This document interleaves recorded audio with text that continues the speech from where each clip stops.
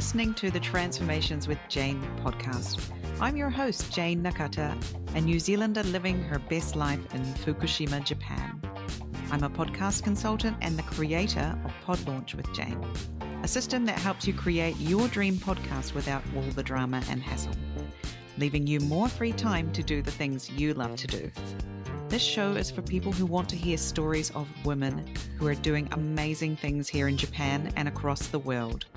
You'll find loads of inspiration for how you can live your best life wherever you are.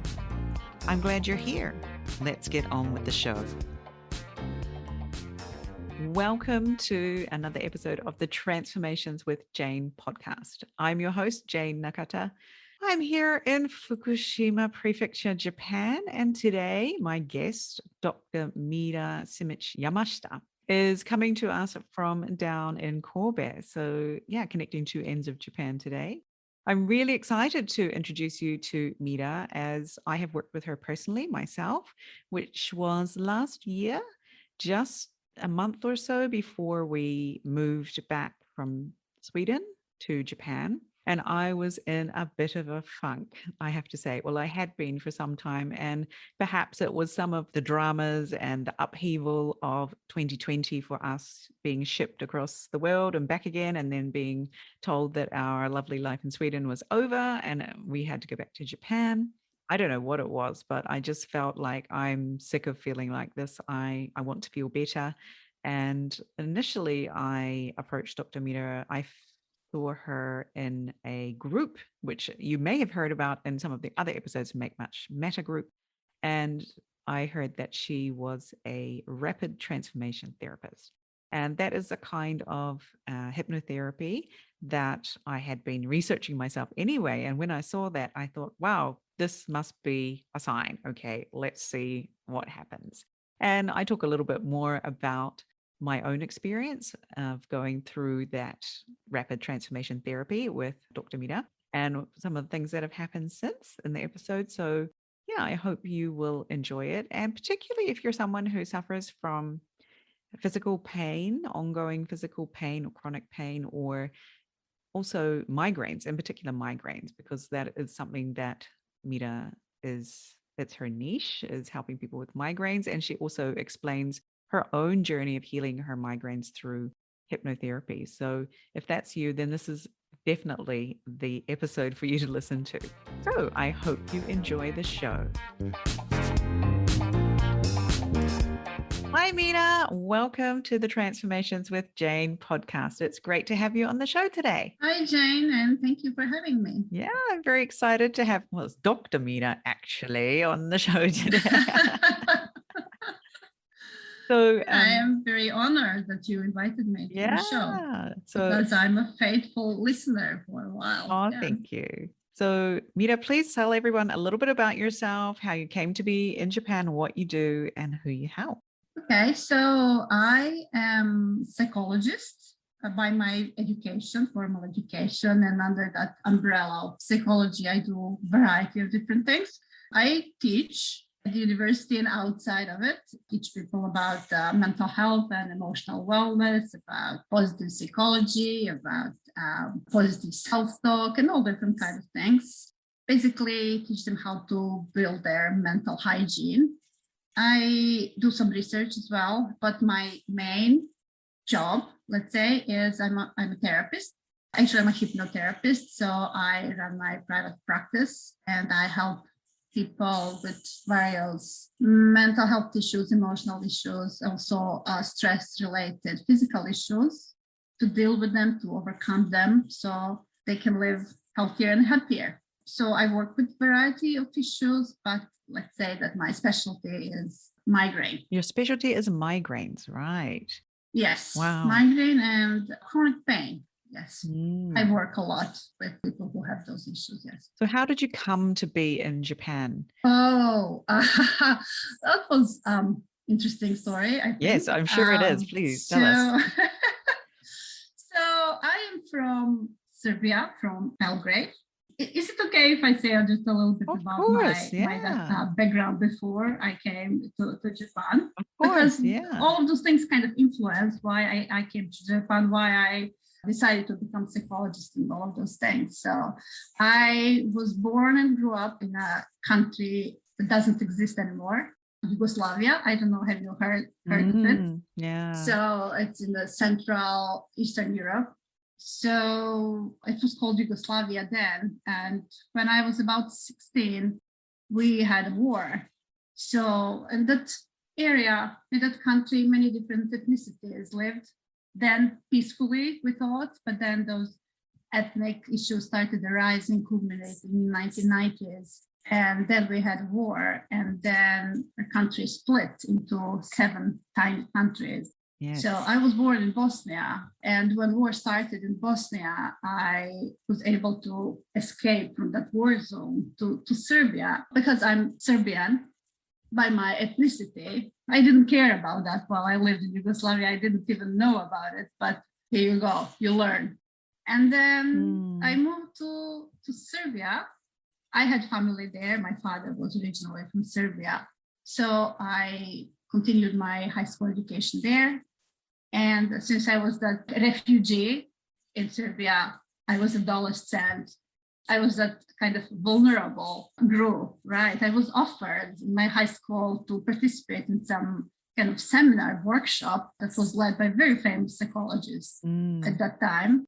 And I knew about that psychologist since my childhood because I used to read some female magazines, and I always loved to read that, like, ask your psychologist, those, messages. So I knew about her. So I went to that seminar. I was completely blown away by that woman, by that way she worked. And I wanted to be like her. And that's what kind of triggered me to study psychology. So then I went and studied psychology, and I graduated, and then I was working for a couple of years as a school counselor in Belgrade. And that was like a term job. And I had to find another job because I was kind of replacing a woman who had a baby before. And then she was about to come back, so I had to find a job. And I went to my old university, already graduated. Of course, I went to my old university just to read the message board, hoping there may be some, like job offers or something like that.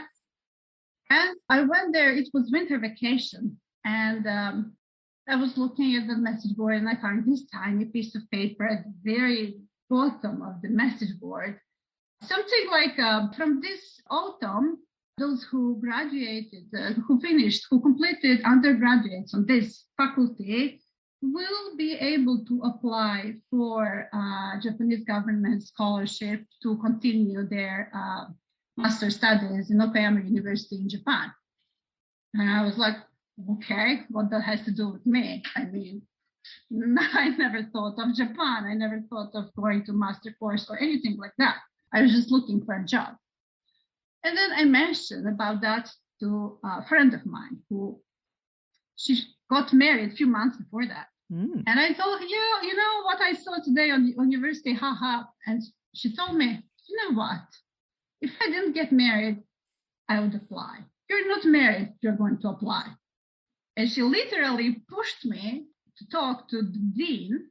And dean was like very happy that I came because I was fulfilling all the conditions, and he gathered all the documents and he wrote me like recommendation letter, and you have to apply immediately because deadline is so soon. And I was like, what's happening? Where is Japan? Not that I didn't know where is Japan, but I never had it, even in the back of my mind.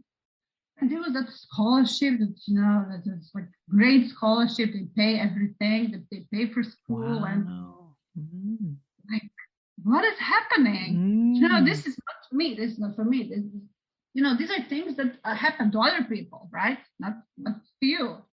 And I was like hard like that. So I sent my documentation and I got my scholarship on everyone's surprise, my surprise as well. And I came to Japan in October 2003. 2000, sorry? 2000, 2003.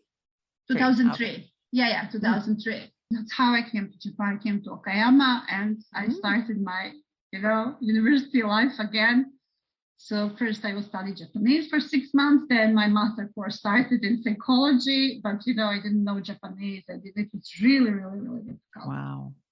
So the plan was to stay for a year and a half and go back to Serbia. Same like everybody else planned, stay for a while and then go back to your country. And then I met my husband, like within a month since I came to Japan. Oh. Within a month we met. And he's been to the US for about 2 years on a research. So he was kind of wired for foreigners, I guess. And we met. And then we started dating in December, I think. And then since then we are together. And since then I'm here forever, right? Wow. That's how I stayed in Japan. I have just so many goosebumps listening to that story. That is hilarious. That teeny tiny piece of paper you happen to see. Like literally not even pen. I think even written by hand, because it came in a really inconvenient time. Because it was winter vacation. Right. Yeah, and there were no students, right? There's nobody to see. No competition. And I was there just, minding my own business. And your friend pushing you, and then the dean being like, yeah, okay, yeah, all good. Here you are. Okay, if I have to. I mean, this is not happening anyway. I thought, okay. And so I'm very grateful for her for, supporting me that way. Wow. And so here you are. Your life just took a huge twist and turn. And now you're here today in Japan talking to me. Wow. Yes. Yeah, that's what brought me to Japan. And I stayed in Japan because of my husband. It's unlikely that I would decide to stay in Japan if there was no him. But we built life here, we built family here, and my life is here now. Yeah, I agree. I don't think I'd still be here if I hadn't, after about 1 month, bumped into the person who would become my future husband of 17 years now, etc. And I think I'm 1 year senpai to you. I think I was here in August 2002. I see. About 1 year. So 1 year, but at the other end of Japan. See. Yeah, so you were in Okayama and now you're in Kobe? Yeah, I was in Okayama for several years because my university was there. So I got my scholarship first for a year and a half. Then I got into my master course. I extended it, and then I extended it again for my doctoral course. Goodness. So both master's and doctoral course I finished at Okayama University. I finished my master's while I was pregnant with my first child. I finished my doctoral while I was pregnant with my second child. So it was like, if I want to do something big, I should get pregnant. Yeah, a very effective strategy by the sounds of it. Wow, what a challenger you are, Mira, as they say here in Japan. Enough of big things. Yeah. Well, yeah. So how did you end up in Kobe? Like what brought you to Kobe? My husband's work. We lived in Himeji for about 10 years because first we lived in Okayama while he was also a student. And then he found a job in Kobe just for 1 year at Kobe University. So we lived in Kobe for 1 year and I loved it here. And then suddenly he found another job on the top of some mountain in Hyogo. And I was devastated to leave Kobe. And that mountain is in some tiny place called Aioi. And we were even thinking to rent an apartment in that place called Aioi. And I thought I would have nervous breakdown if I lived there. So I didn't speak with him for a week. And then he decided, okay, let's live in Himeji. It's far for him to go to work. But it's kind of compromise, better to have, happy wife than come home earlier to an angry wife. That was his strategy. Yeah, so we lived in Himeji. Himeji is a nice town. Oh, I love Himeji. It's so cute. Yeah. It's very cute. It's very nice, very peaceful. So, we lived there for 10 years. And we moved to Kobe 3.5 years ago because he moved a job again. So he started working in a hospital in Kobe. So we decided to move back to Kobe and we built a house here. And we're happy here. So now our roots are here. Very good. One of the places that my husband and I thought if we didn't live here in Fukushima, we would love to live. Where else in Japan would we love to live? And the place was Kobe. if we visited at Kobe, and just thought Oh, it's Kobe really is nice there. beautiful. And it's very close to Koshien, which is important for my husband because he's a Tigers fan and he wants to be Oh, able to really? go to Koshien and see the Tigers play whenever he wants. But for now, we have to wait until they Mhm. broadcast the baseball games on TV, which is not all the time up here in Uh-huh. Tohoku. They don't show Yeah, every yeah, of Tigers course. game. So yes, anyway, we may. I said to him, why don't we give it a try next year? Why don't we give it a try when we, people can move around? Let's try living in Kobe for a month and see what it's like. And he's like, Mhm. we'll see. Anyway, it would be fun to trial life in Kobe, see if we can hack it after living in countryside of Fukushima. Yeah, sure. Kobe is very nice, very international city, and I think the least Japanese of all cities I've been in. It's very Mm, multicultural. It's very modern, fashionable. Sea is very close, obviously, because it's a port. Mountain is there, very narrow and long city. So you have all nature you want if you like nature. You have city and all urban mm. charms if you prefer that. So there's something for everybody. Yeah. Yes, I think so. Yeah. I mean, I love nature and I don't want to live somewhere that's not got nature Mm-hmm. right on your doorstep. Mm-hmm. So yeah, that Mm-hmm. those mountains and things are useful, I feel. Mm-hmm. Yeah. Yeah. All righty. So tell us a little bit about what you do. So you mentioned you're a psychologist. Tell me I've got the right word there. And you're a therapist, right? And you also do Yes. a special kind of therapy. Tell us a little bit about this therapy. Yes. Okay. So I am a therapist. So in Serbia, while I lived, I trained for different kind of therapy, for cognitive behavioral therapy and some different kind of counseling. But I never get to practice that while I lived in Serbia because I was kind of in the middle of my training when I came to Japan. So, and when I came to Japan, I was just focused on that research, and I didn't really enjoy that much because I became psychologist because I wanted to be a therapist. And then some opportunities opened when I was maybe on my doctoral studies. So I started giving therapy online. So I was doing for years, much before it became mainstream, over Skype to Serbian expats who live in US and who live in some European countries. So I was giving them sessions online, different kind of therapy. And I like that. It's more like conventional therapy that takes a rather long time to get some kind of breakthrough, or people are keep coming and coming, and you're not really sure if you're helping them. Some people feel good soon, but some people keep coming for a year or so, and you don't know basically what to do. And I was not very happy with that. And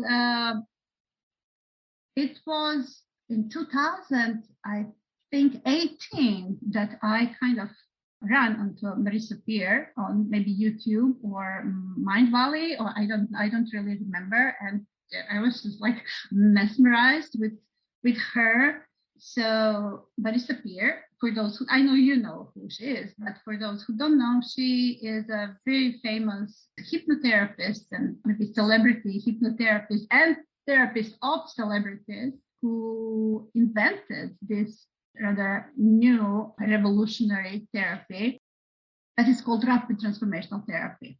It's called rapid because it's really rapid and very fast comparing Yeah. to other types of therapies that I was familiar with, because people can't achieve their breakthrough sometimes just in one session, not always in one session, but in general, between 1 to 3 hypnotherapy sessions, people can, I cannot say be healed, but achieve their breakthrough and understand why they're dealing with their issues for so long time.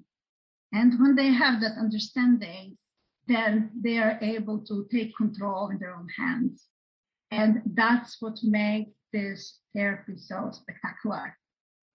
And when I was watching Marisa, I was like, first, kind of suspicious. I was always interested in hypnotherapy, but there was no such course in Serbia. And also I thought, so that was my own limiting belief that I had, I can never give therapy in language other than Serbian, because for therapy, you need that, sophisticated language. You need to know metaphors. You need to know all different kind of subtlety in language. And I didn't have that in English and, God forbid, Japanese. So, and that's what I thought. So I could only help Serbian people. But it was just a matter of training, actually, because I got training in Serbian language. And when I made that decision to train with Mira Simic-Yamashita, of course, my training was in English. My English was already pretty fluent, I think. I didn't have any problem. So now giving RTT session in Serbian is more challenging than giving it in English, right? So yeah, I found Marisa then, and then I started learning RTT in 2019. And first there was this very intense online course that I finished. And then I went to Vancouver for live training. And that was awesome. That was awesome, really. And then I came back to Japan. And then since then, I offer sessions and I provide sessions to people from many different countries. And interestingly, since my graduation, and you know how the marketing gurus, they always tell us you have to have niche, you have to have niche, you have to have niche. And I kind of decided, okay, if I have to have niche, I wanna niche in migraine because RTT, Rapid Transformational Therapy, helped me heal my migraines. Migraine is a neurological disorder, so you cannot say this is something mental, but it has very, how to say, strong link to mental health issues because it is strongly linked to the amount of stress people are feeling. So the more stress you experience, it's more likely to trigger the migraine. Depression and anxiety are, they say, not correlated, but let's say normal population, normal, not migraine population, maybe about 18% of people have anxiety. But among people who have migraine, 50 to 60% of people have anxiety. And also like 40% of people have depression. Many are suicidal, especially those people who struggle with chronic migraine, the one that I had. Before I had episodic from time to time, but there was a time in my life when I had migraine like 3 to 4 times a week. And I was like completely knocked out. You know, you sometimes have migraine, so am I correct?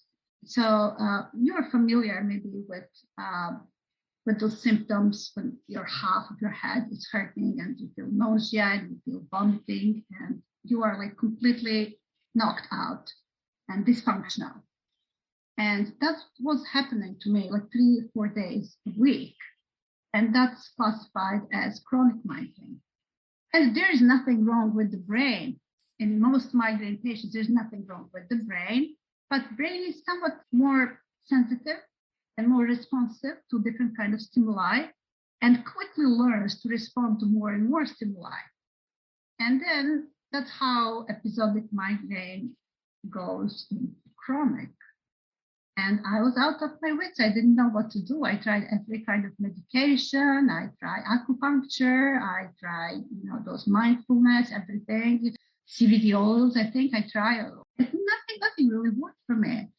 And then when I discovered Rapid Transformational Therapy, I discovered that that's not only therapy for mental health and emotional issues, that it is very, very efficient for all different kind of physical issues that might have some psychological things underlined.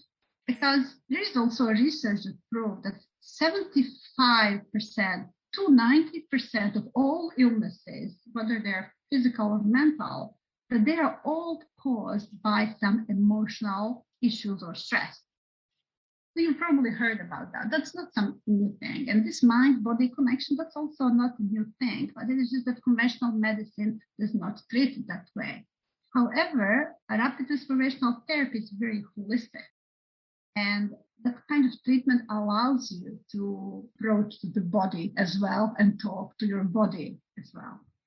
And migraine, same as many other issues, there's a lot of trauma, or childhood trauma, or all different kind of traumatic experience that people might have that might or might not trigger migraine in the future. But there's more and more evidence that childhood trauma is connected, because childhood trauma changes how the brain responds.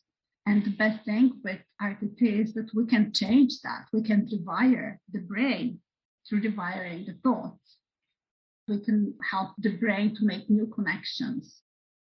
And it took some time for me, I think 3 or 4 sessions before I was completely cleared of migraines. And after having 3 a week, I didn't have even one for about a year and a half.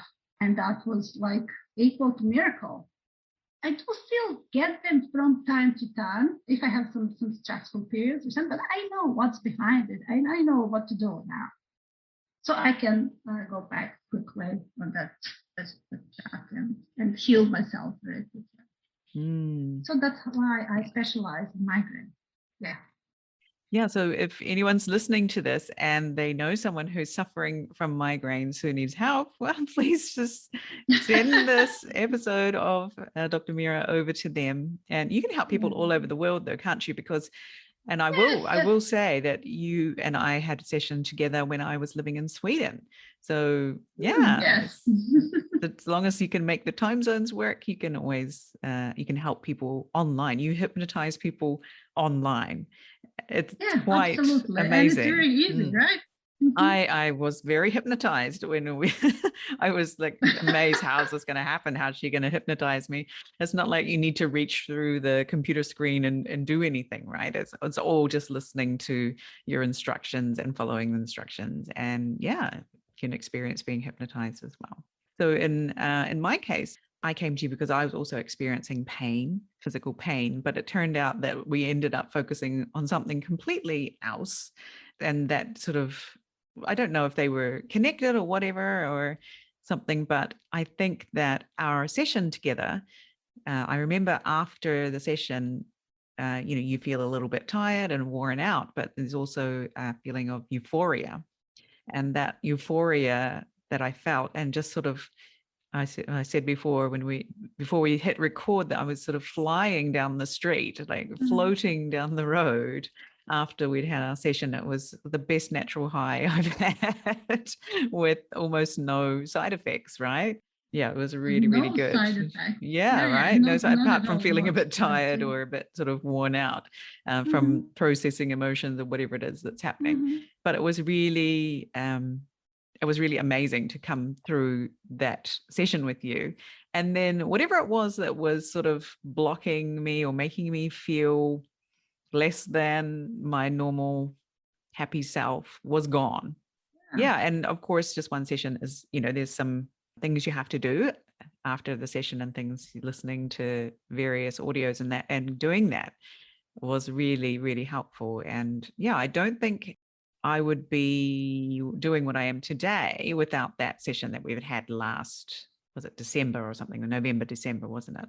Yeah. I think it was December. Yeah, it was just before we moved back here. Yeah, I'm very happy that you still experience positive effect after our session. That was how many months ago? 9 months ago? Definitely. Yeah. So you approached me more because of some pain. But while we were talking, a completely different issue came up that seemed to be more important for you at that moment. So we decided to work with something else, but obviously that cleared many issues for you. And that feeling of euphoria, the RTT high, I always explain that, like, those, it's not escalator, but those like moving trucks on the airport. Yes. Yeah, right. Yeah. So you walk in your travelator, I think that's called. Yeah. So like you walk in your normal speed, but everything is just faster and easier. And that's how I feel RTT or after session. Everything goes with so much ease, because during the session you get rid of that old baggage, that old beliefs, old thoughts, or old feelings that you were carrying for years and years and years and years sometimes. And all it needs for you to understand, where is that coming from? How is that created? What kind of role it had for you then when it was created? And when you look at it now with your adult eyes and think, oh, well, yeah, that was really clever when I was 8. But now I'm 40. I don't need that anymore. I don't need that kind of protection anymore. I don't need to feel about that. I'm not that person anymore. That's not me. And just that understanding helps eliminate that belief. And a lot of things happen in the session, and every session is like a movie. The structure is almost always very similar, but every session is like a movie. Every person has a different story. And sometimes it's very sad, but every session has a happy ending. Every movie has a happy ending. And then we finish it with preparing a recording that you have to listen after the session. So we do a lot of work during the session, maybe 60% of work, but the rest is on you to rewire those beliefs by listening to the recording, which is made of awesome things that I tell you. And I tell you things that you want me to tell you, that you want to hear, that you want to become, how you want to feel, how you want your life to be your ideal life, how you want to feel every day. And I keep repeating that in recording, and then you listen to that for like 3 to 4 weeks, and that is enough for your brain to rewire and to create a new habit. And that's how it works. Yeah.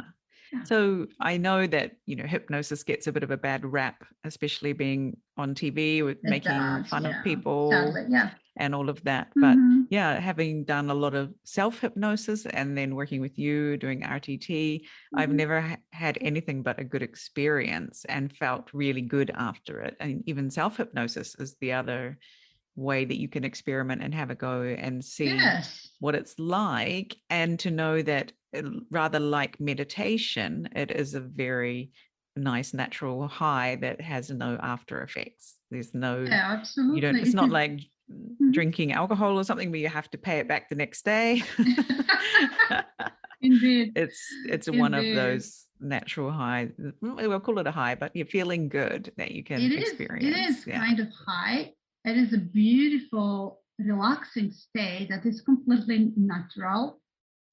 And it happens throughout the day many times. So people sometimes think badly about hypnosis because it sounds weird, it sounds woo-woo, but hypnotic state is... Or that you could be manipulated, I think is the fear that people have, that you could be manipulated to cluck like a chicken or whatever. That's a very common belief, because we all saw those shows and we make fun of them. But those people who appear on those shows, usually they do it because they want.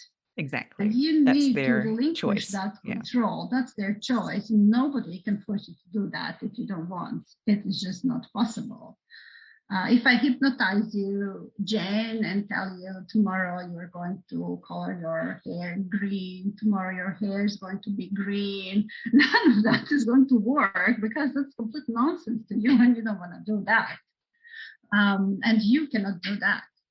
Every hypnosis is kind of self-hypnosis. It is that the client allows you to approach their subconscious mind. But if they don't allow, nothing is going to happen. They can resist and nothing is going to happen, because it is you that healed you. It is not me that healed you. I am just guiding you through the process. I'm helping you to dig that old wound, to heal it, and to install some better thoughts, better feelings, better beliefs. I'm just helping you in the process, but it is you are the boss. You are doing it yourself. You are the main role in all that process. And that's the best, because you heal you rescue you. I'm just there helping you through the process, because it is very difficult to access your subconscious mind by yourself. it's very difficult.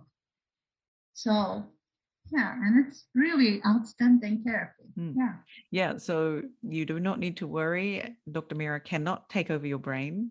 That is not how it works. You are the one who does the work. Yeah. You are the one who does what's going on in your head. She just guides you. So for any skeptics about self-hypnosis out there, I hope that answers your questions. But yes, I have really enjoyed the process. It can be a little bit uncomfortable going through the session when you confront some of the things that you've been holding on to for years and years. But if you can let them go, then yeah, it does feel like you've dropped some of that heavy baggage and you are definitely flying down that travelator at the airport. Yeah. Yes, there's so much freedom when you are courageous enough to let go, to face those things from the past and to let go of them. But everybody is willing to do that. And when people are sick of themselves, then they decide to have therapy. And then they are in good state to have good results. If they're like, I'm not sure, should I do this? Then better to wait a little more. When you feel that you cannot deal with it anymore, then it's good time to come. To be committed to healing yourself, right? To healing yourself. Because as you say, it's not comfortable. It's not through the process, there is a part that is not comfortable that you have to deal with. But it ends in comfortable manner, I can assure you of that. Yeah, it's always nice on the other side. There's huge relief that happens in the session. Exactly. So if anyone would like to get in touch with you or find out more about working with you, where should people go to? So I have my page. It's, I think, Mira Simic-Yamashita. And I have a website, mirasimicYamashita.com. You can also find me on Instagram, on LinkedIn, just usual places. I think I'm easy to find.